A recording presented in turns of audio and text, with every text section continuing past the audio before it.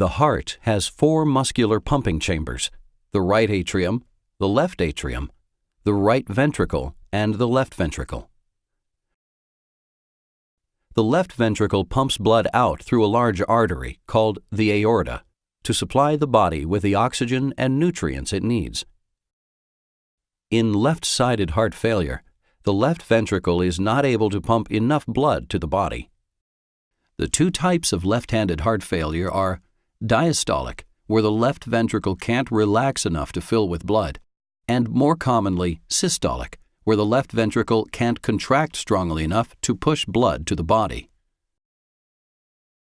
In severe or end-stage heart failure, the heart is getting weaker and doesn't respond to medication.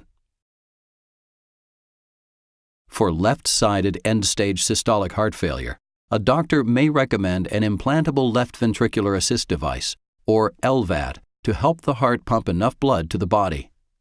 An LVAD is a small mechanical pump implanted inside the chest or abdomen that takes over the job of the weak left ventricle. Blood flows from the left ventricle through an inflow tube to the pump.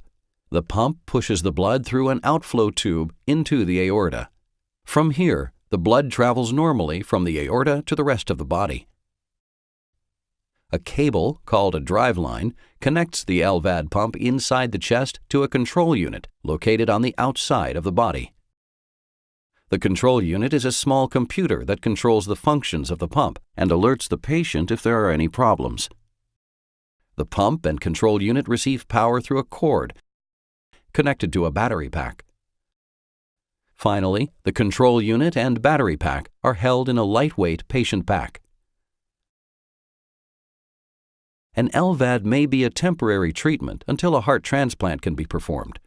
Or, if the patient isn't able to have a heart transplant, an LVAD may be used for destination therapy, which is long-term treatment.